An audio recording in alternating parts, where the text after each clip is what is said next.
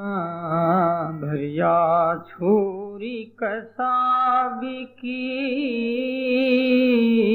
बोलो दरिया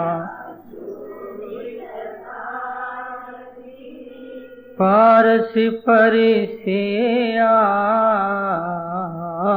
पारस बोलो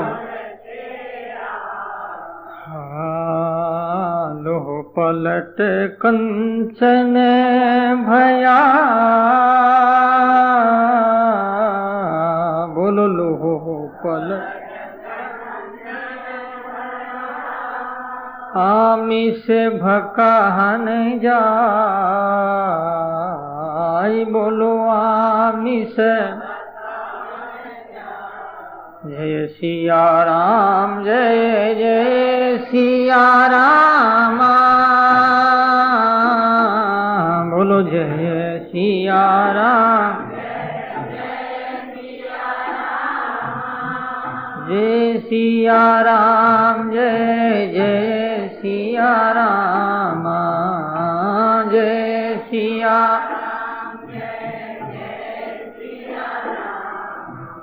जय सिया राम जय जय सिया राम बोलो जय जय सिया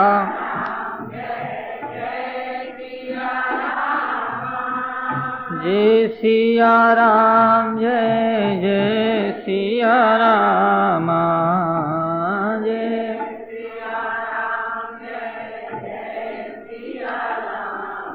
बोलो राम। आचार्य सिद्धरिया महाराज कहते हैं कि जैसे एक छुरी है, कसाई के पास में एक लंबी छुरी देती है और वो छुरी बड़ी खतरनाक हत्यारी है, वो हत्या करती है, अनंत जीवों की हलाल करते हैं, गला गोड़ते हैं, जीवों को मारते हैं, उसके द्वारा छुरी जो है गले पर रख करके उसका सिर अलग करते हैं। इतनी वो छुरी तमोगुणी है, हत्यारिणी है, जो मनुष्यों को मारती है, पशुओं को मारती है, पक्षियों को मारती है। कसाई की छुरी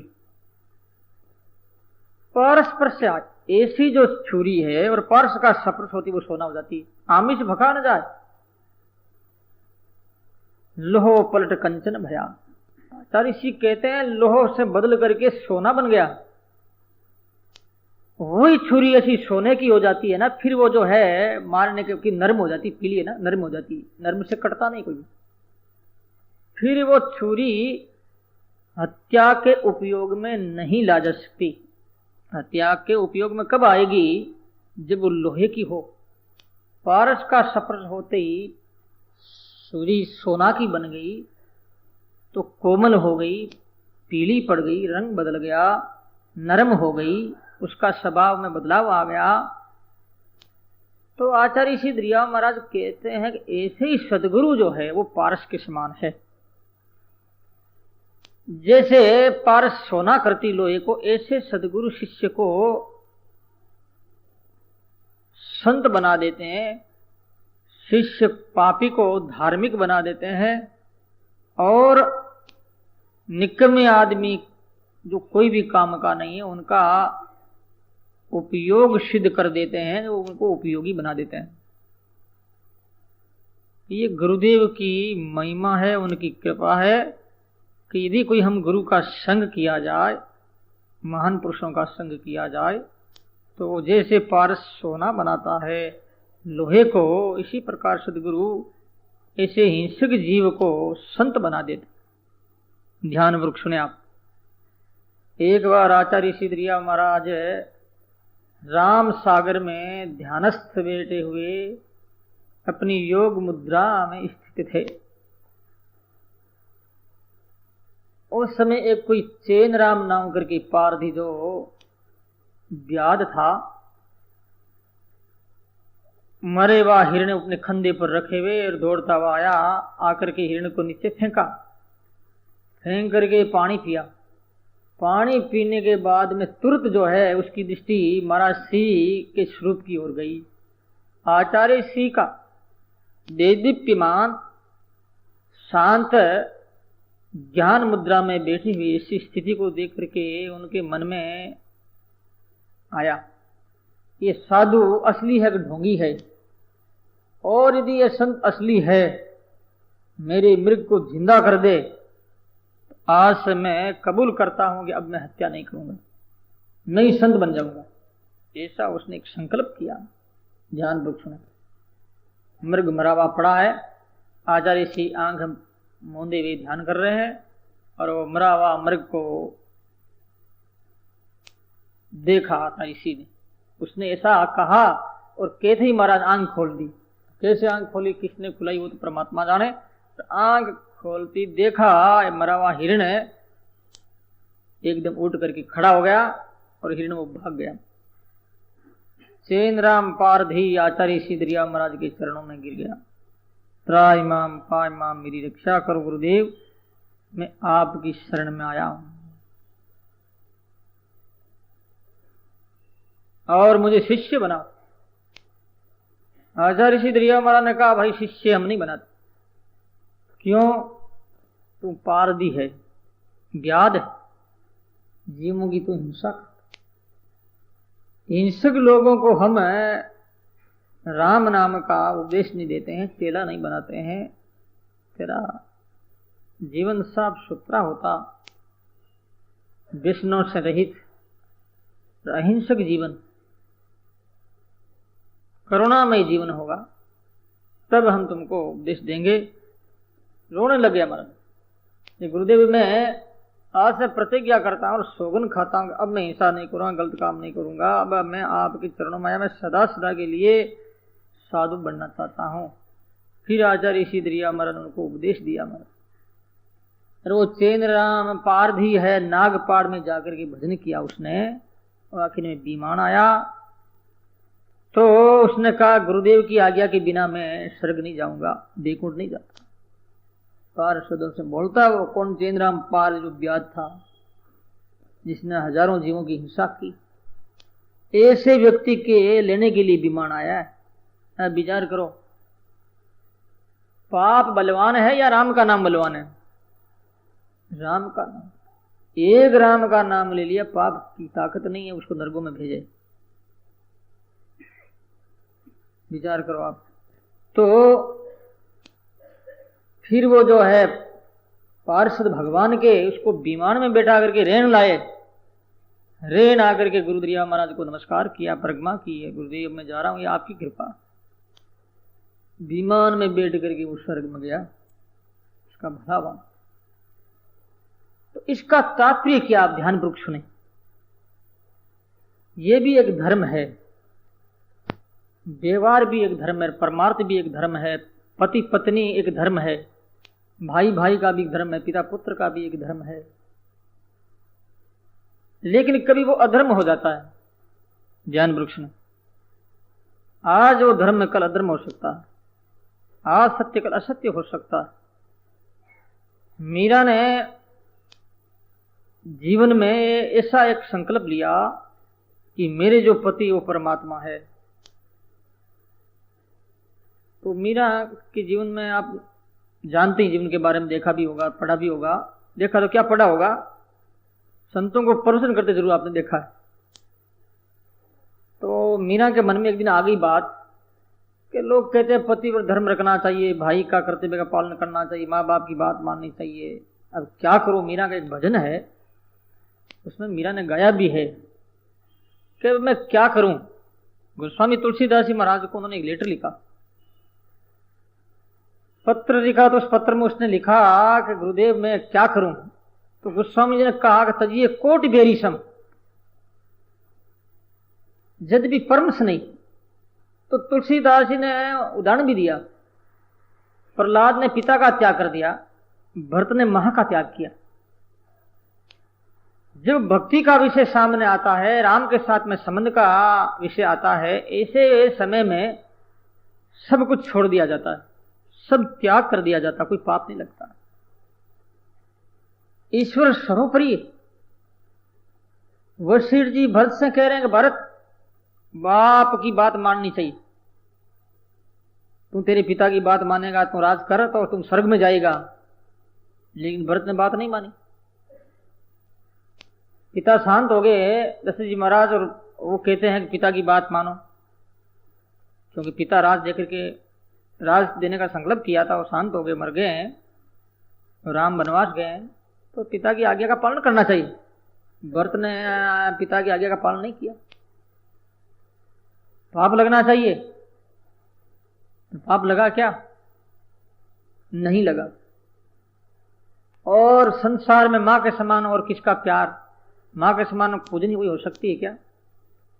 कोई पूजनीय नहीं है मां के समान।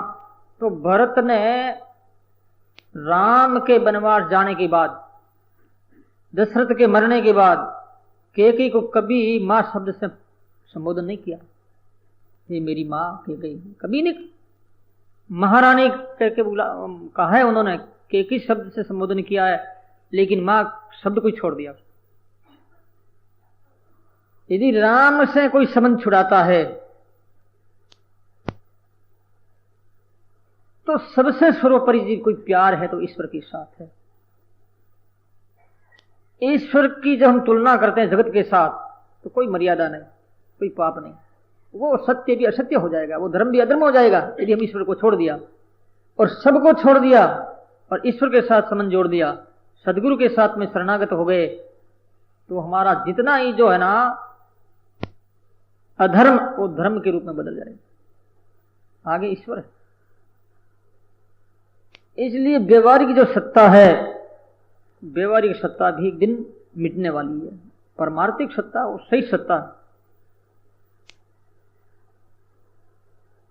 तो उन्होंने नहीं अपनाया। वशिष्ठ जी गुरु की बात मान लेनी चाहिए, नहीं मानी। तो वह मानने में कोई दोष नहीं। जिस भागवत में प्रसंग आता है, यदु राजा, यदु राजा का बाप है याति, और याति बूढ़ा हो गया श्राप के कारण से। याति ने जमानी मांगी। उसके 4 बेटे थे याति के, पुरुत्रु और ये यदु। तो यदु ने बाप को जवानी नहीं दी, नट गया, जबकि पाप लगना चाहिए। और पुरु छोटा छोटा बेटा ने पुरु वो दिया, जवानी दी थी। इसकी बड़ी भारी प्रशंसा है भागवत, यदु की नहीं है। याति राजा ने यदु को श्राप दे दिया कि तेरी परंपरा में जो भी होगा, तेरे बेटे पड़पोते लड़पोते कोई राजा नहीं बने। तो भगवान ने यादवों में जन्म लिया, यदु राजा के वहीं जन्म लिया भगवान ने यादव वंश में। तो भगवान भी राजा नहीं बने। कृष्ण को राज के लिए बहुत कोशिश की गई, लेकिन भगवान श्याम सुंदर राजपद के अधिकार को स्वीकार नहीं किया। इधर ही आता। अब ये अधर्म है। पिता की जवानी, बुढ़ापा लेना और अपनी जवानी देनी, यदु ने अधर्म समझा, पुरु ने धर्म समझा। एक बाप के 2 बेटे। अब क्या धर्म है, क्या अधर्म है, धर्म की क्या व्याख्या करे, क्या धर्म की व्याख्या करे, बात कुछ समझ में नहीं आती। इसलिए जिस धर्म से, जिस सत्य के द्वारा परमात्मा की प्राप्ति हो, वही सही धर्म है, वही सही सत्य है। जिस सत्य से देश का नुकसान होता हो, समाज का नुकसान होता हो, ऐसा सत्य भी असत्य है। इस वास्ते महाभारत में अश्वत्थामा हतो नरो वा कुंजरो। अश्वत्थामा मारा गया, कह दे रे युधिष्ठिर, कह दे झूठ बोल। युधिष्ठिर कहता मैं झूठ नहीं बोलता, नहीं बोलना पड़ेगा तेरे को, कह दिया। फिर बाद में कह दिया मनुष्य है या कुंजरिया आती है मुझे मालूम नहीं, कहते ही बस जोर जोर से बाजे बजा दिए। द्रोणाचार्य सुन नहीं सका। द्रोणाचार्य ने सोचा कि मेरा बेटा मर गया अश्वत्थामा, अब मैं युद्ध करके क्या करूं, छोड़ दी।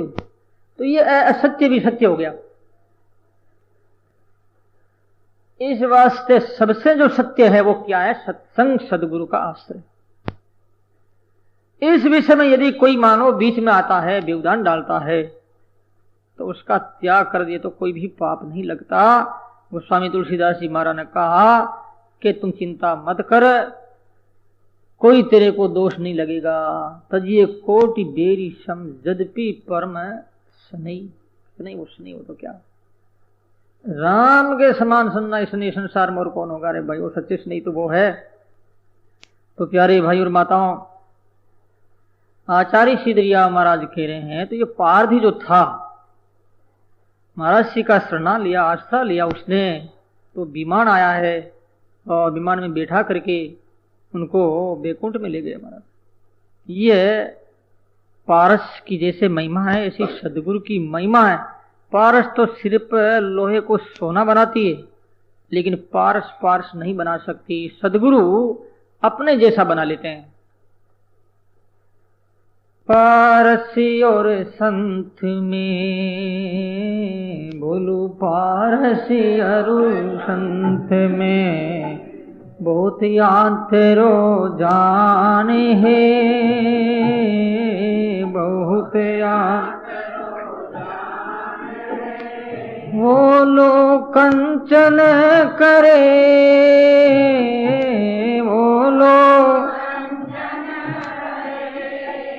वो करे आप समान है, वो करे आप समान,